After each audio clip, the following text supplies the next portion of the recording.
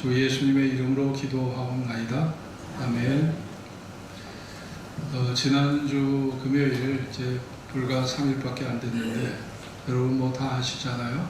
미국의 하와이에서 마우이 섬에서 대형 화재가 터져가지고 엄청난 피해를 보고 있습니다. 태평양 한가운데서 벌어진 일이 우리하고 무슨 상관이 있겠느냐 하지만 인생을 살아가는 모두에게 고난이라는 것은 참 슬픈 거예요. 그리고 고난이라는 건 정말 불청객입니다. 아주 받아들이고 싶지 않은 건데 이 고난이 하와이 원주민들을 강타해서 망연자실, 정말 할 말을 잃어버리는 이런 절망의 늪에 빠져 있습니다. 이 마우이섬 라하이나는 19세기 초 하와이 왕국의 수도였다고 합니다.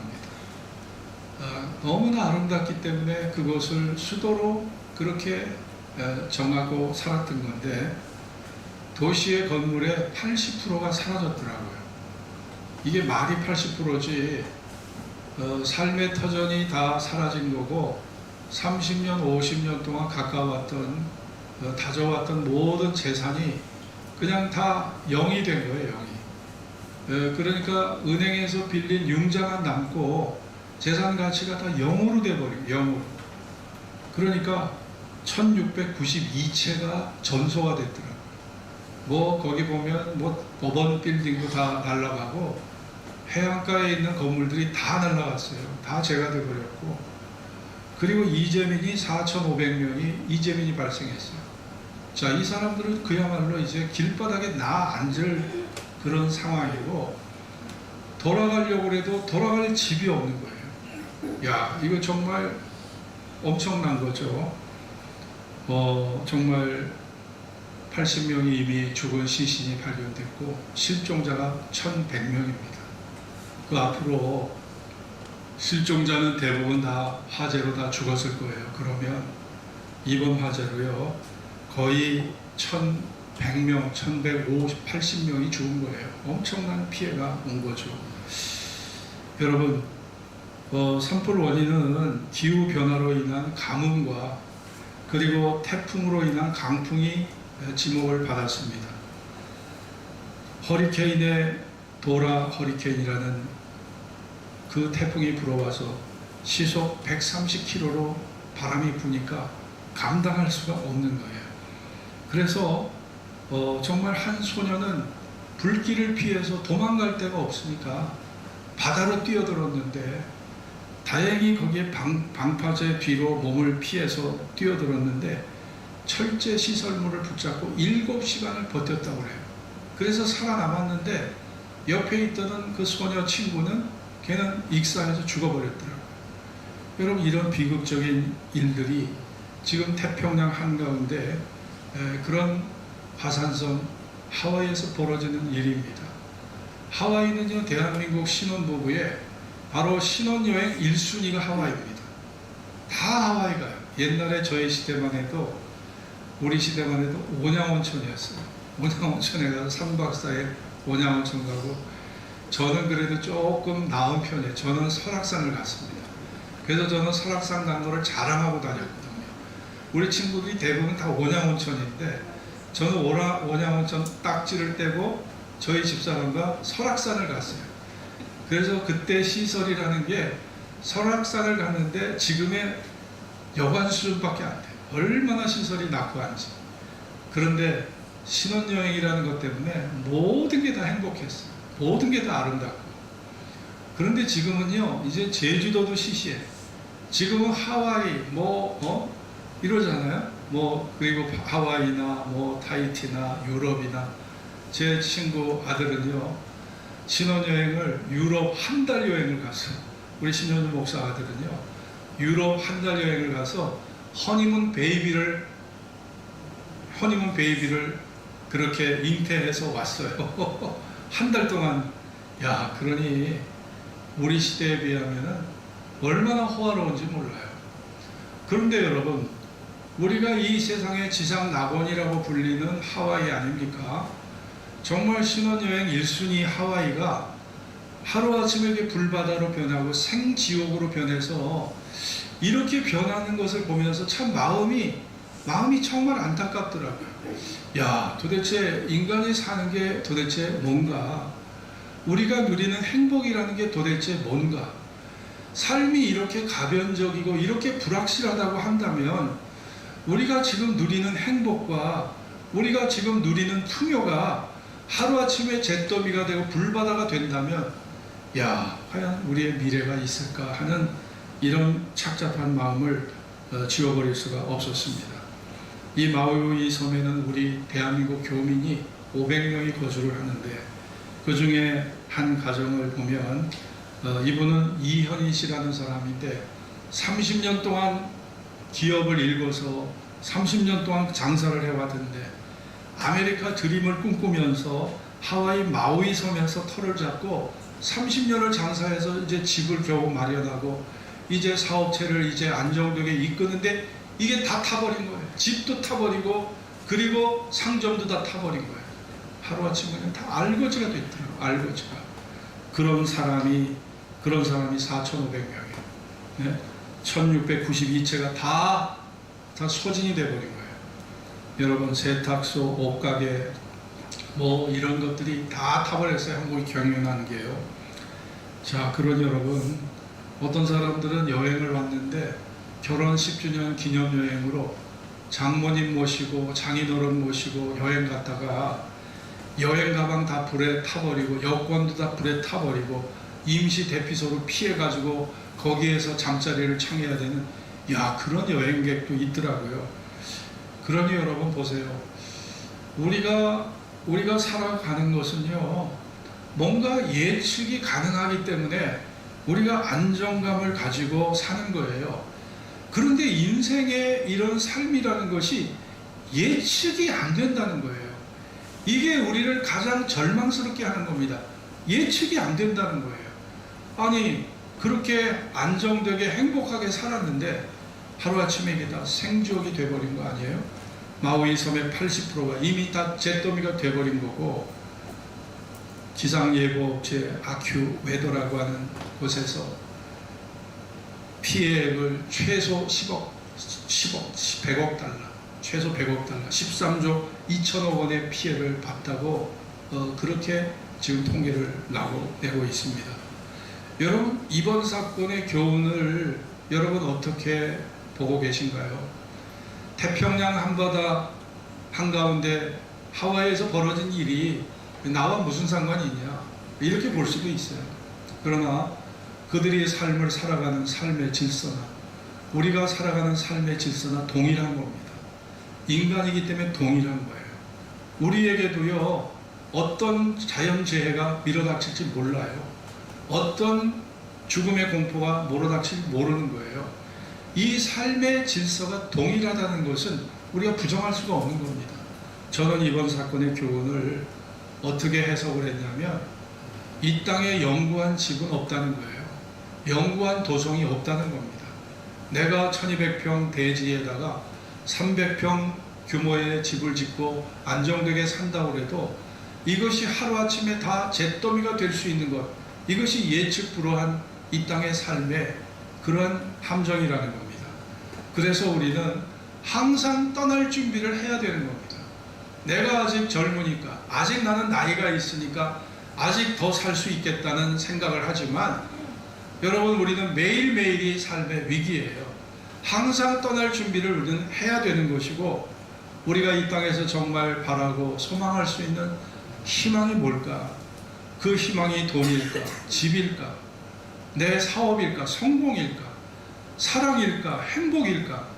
여러분, 이 땅의 행복이라는 것이 얼마나 거짓되고 얼마나 가변적이고 얼마나 불확실하다는 교훈을 우리는 받아야 된다고 생각합니다.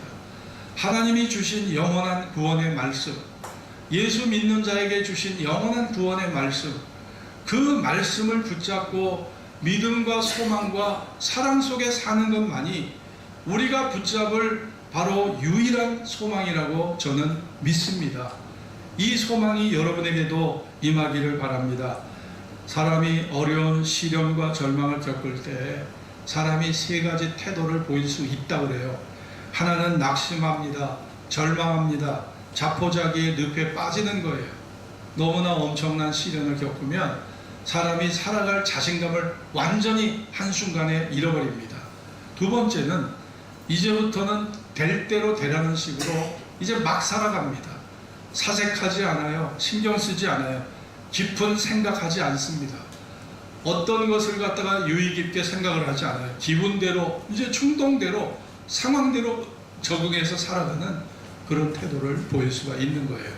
그러나 어떤 사람은 절망의 사건으로 오히려 교훈을 받고 앞으로 나의 남은 인생을 어떻게 하면 내가 더 보람있게 아름답게 이 기회를 잘 살릴 것인가를 생각하면서 남은 인생이라도 내가 의미있게 살아야 되겠다고 그런 생각 속에서 삶의 재출발의 기회로 삼는 사람도 있습니다.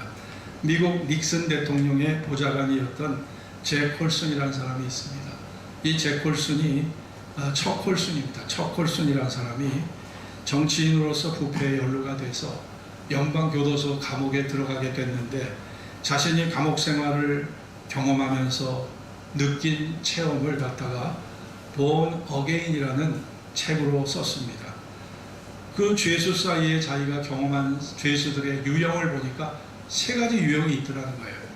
한 사람은요, 희망이 없는 죄수, 자포자기에 빠진 죄수, 벽에다가 머리를 계속 부닥친다고 합니다. 머리를 계속 부닥치면서 자해소동을 벌이는 사람이 있대요. 그 감옥의 폐쇄 공간에 들어왔으니 얼마나 절망스럽겠어요. 그러니까 계속 머리를 쾅쾅쾅 부닥친대요. 그리고 자해소동을 벌이는 사람이 있는가 하면 어떤 사람은 가망이 없는 죄수들은요, 방구석에 쪼그리고 앉아서 밥이 와도 밥을 거부합니다. 음식 와도 음식을 먹지 않아요. 그냥 계속 쪼그리고 앉아서 그냥 망상에 사로잡혀서 어찌할 바 모르고 주저앉아 있는 그런 절망적 죄수가 있는가 하면 어떤 죄수들은요, 자기가 나갈 날, 추록할 날을 기다리면서 기회 있을 때마다 마당에 나가서 운동을 하고 체력 단련을 하고 감방에 들어가 있으면서도 마치 내일 내가 추록할 것처럼 그렇게 살아가는 사람이 있다는 거예요. 그래서 비록 몸은 감옥에 있지만 마음의 자유를 누리고 있는 사람이 있다는 거예요. 이렇게 소망 속에 사는 사람들은요, 얼굴 빛이 다르고 얼굴 똑같은 죄수라도 얼굴의 환함, 소망의 빛을 지니고 산다고 합니다. 그러나 비관주의자들은 빛이 비춰와도 어두움을 보고 희망이 다가와도 절망을 붙잡는다고 합니다. 여러분은 어떤 사람이 되어야 할까요? 시카고 무디 성경학교 교장이었던 조지 스위팅 목사님은 우리에게 기억에 남을 만한 유명한 말을 했습니다. 사람은 40일을 먹지 않고도 살 수 있고, 그리고 3일 동안 물을 전혀 마시지 않아도 살 수 있으며, 그리고 8분 동안 숨을 쉬지 않아도 인간은 살 수 있다고 합니다. 그러나 단 2초도 희망이 없는 삶은 살 수 없다라고 조지 스위팅 목사는 우리에게 말하고 있습니다. 똑같은 상황, 똑같은 절망이라 할지라도 희망을 가슴에 품고 있는 사람과 절망을 가슴에 품고 있는 사람은요, 하늘과 땅만큼이나 현격하게 차이가 있는 거예요. 실패를 성공으로 이끄는 말이 무슨 말일까요? 아무것도 가진 것이 없는 빈손일 때도 모든 것을 가질 수 있는 가능성의 말이 무엇이겠습니까? 세상에서 두 글자로 된 말 중에 가장 좋은 말, 그건 바로 희망이라는 말이 아닐까요? 이탈리아 시인 단테는 자신의 작품에서 지옥의 입구에는 이런 글이 쓰여 있다고 그렇게 스스로가 말했습니다. 여기 들어오는 자는 모든 희망을 버려라. 여러분, 지옥이 될 수 있는 것은 희망이 없기 때문에, 모든 희망을 버려야 되는 곳이기 때문에 지옥은 지옥이 되는 거예요.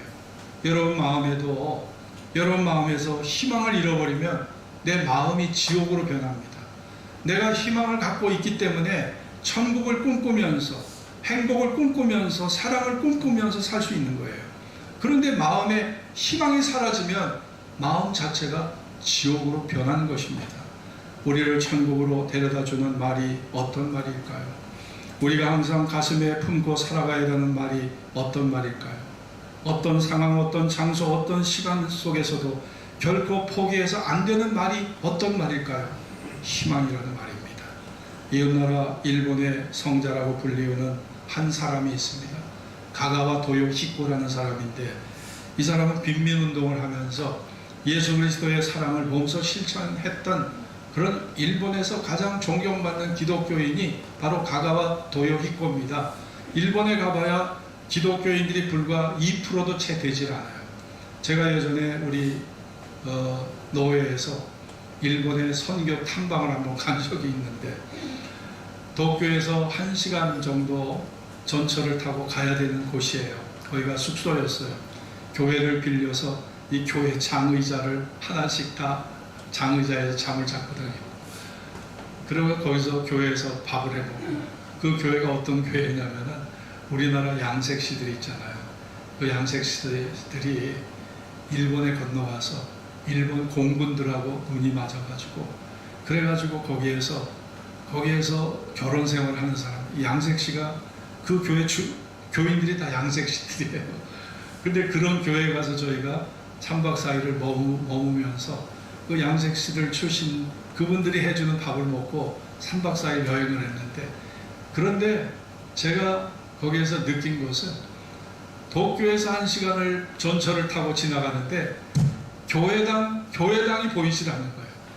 1시간을 전철을 타고 가는데 교회당이 보이질 않는 거예요. 야, 그러니 여러분, 일본이 경제 대국으로 잘 산다고 하지만 저들에게 영적으로 무슨 희망이 있을까, 그런 생각을 제가 그때 해본 적이 있습니다. 그런데 이 가가와 도요이코라는 사람이 본래 첩의 아들이에요. 그런데다가 부모님 두 분이 일찍 돌아가시게 됐어요. 그래서 그는 고아처럼 매우 불행한 인생을 살게 됩니다. 15살이 되었을 때 자기의 고향 고베를 버리고 바로 동경으로 무작정 올라왔습니다.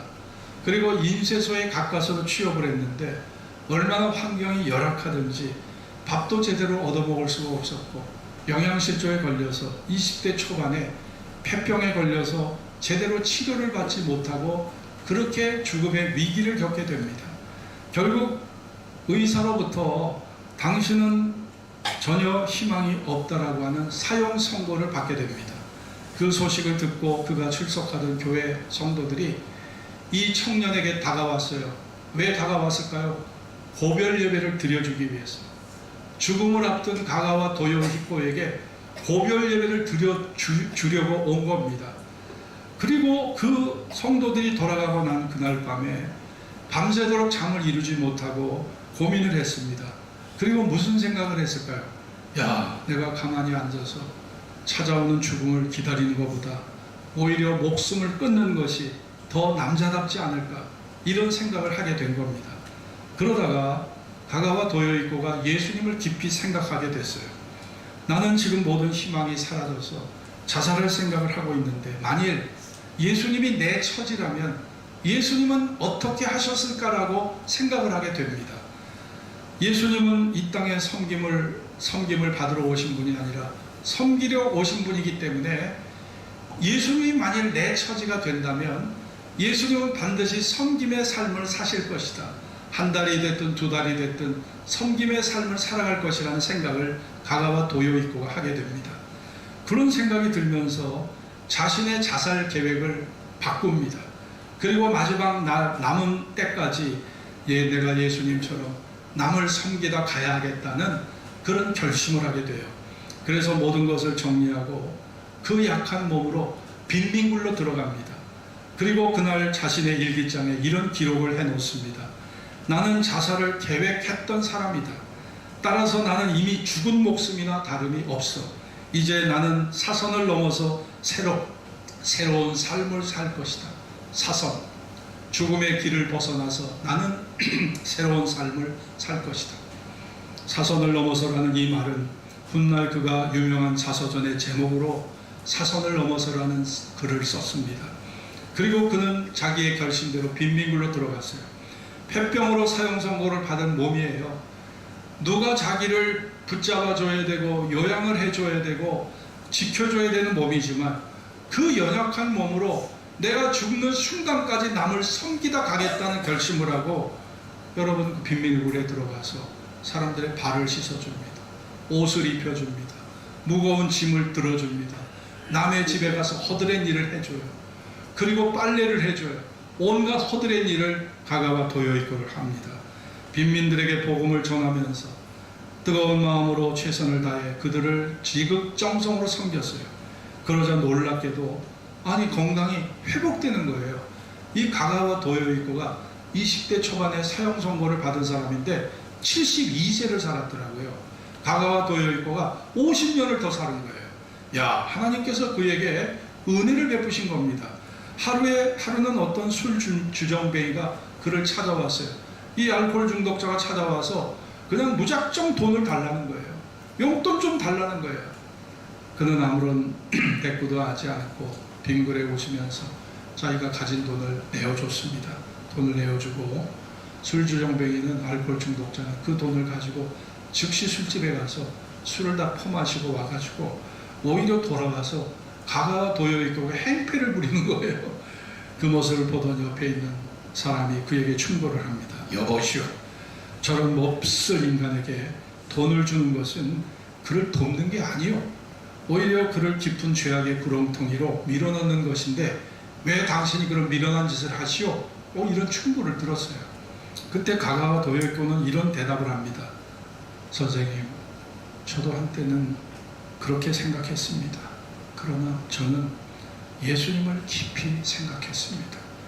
예수님은 모든 것을 다 아시면서도 사람에게 속으셨습니다. 가룟 유다가 자기를 팔 것을 아셨지만 예수님은 그의 발을 씻어주셨습니다.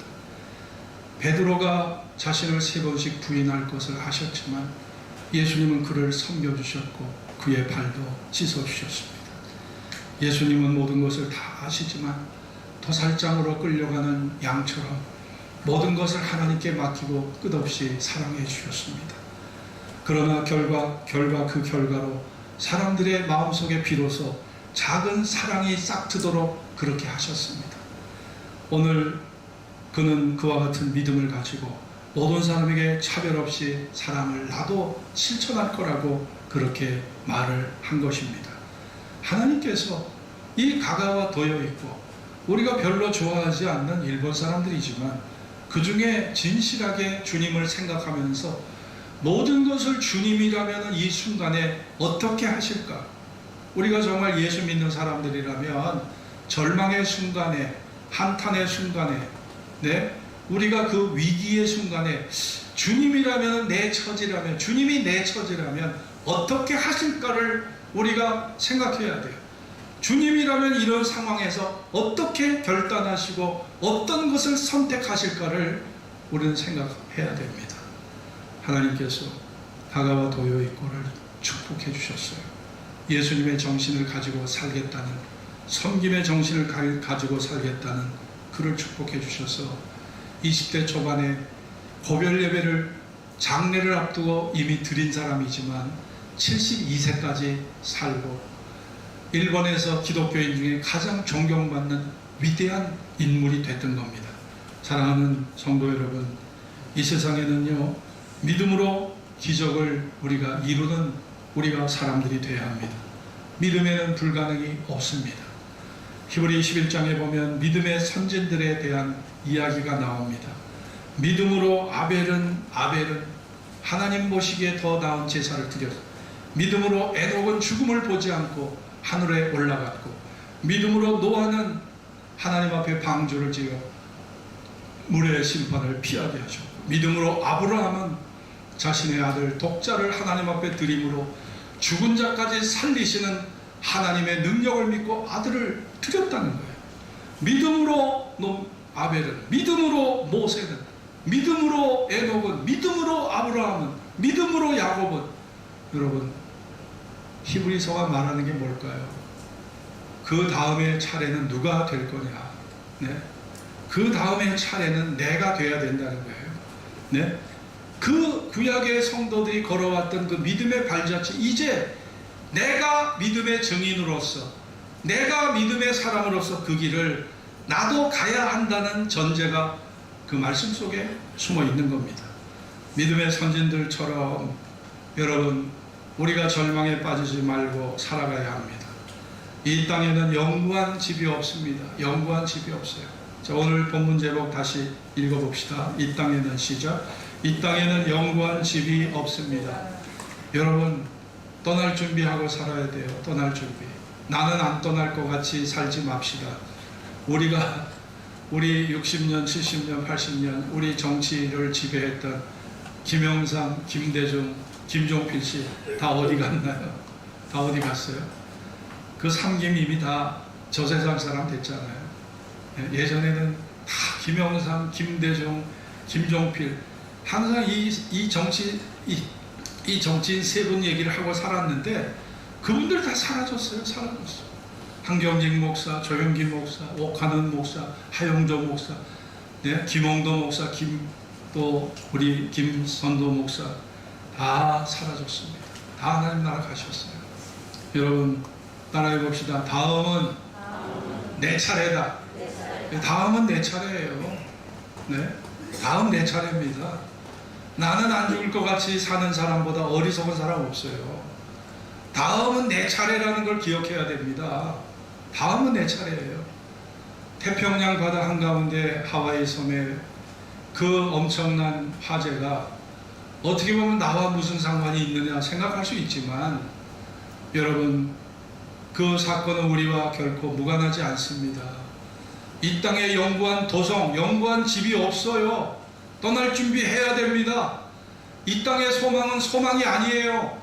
하나님이 주시는 부활의 소망과 하나님이 주시는 영생의 소망만이 우리가 붙잡을 유일한 소망이라는 것을 우리가 깊이 마음에 새기는 기회를 삼아야 하겠습니다. 기도하겠습니다. 오늘 주신 말씀을 기억하면서 여러분, 우리는 안 떠날 것 같이 삽니다. 나는 안 죽을 것 같이 살아요. 여러분, 태평양 한가운데 하와이 섬에 벌어진 일이 우리와 무슨 상관이 있냐 말할 수 있지만 여러분, 이 땅에 도성이, 영원한 도성이 없어요. 영원한 집이 없어요. 정말 이 땅에 파라다이스, 낙원이 하루아침에 불지옥이 되는 걸 보고 있어요. 우리가 자랑할 게 뭐 있습니까? 성공을 자랑하겠어요? 돈을 자랑하겠어요? 테헤란로 2천억 빌딩을 자랑하겠습니까? 여러분, 우리가 자랑할 것은 영원한 믿음, 영원한 소망, 영원한 주님의 사랑만이 내가 붙잡을 유일한 희망이라는 것을 여러분 기억하셔야 합니다. 오늘 그러한 믿음을 가지고 하루하루 살아갈 수 있는, 다음은 내 차례입니다. 다음 내 차례예요. 내가 떠날 차례입니다. 그 사실을 잊지 말고 하나님 앞에 준비하는 믿음으로 살아갑시다. 다 같이 합심으로 기도하겠습니다.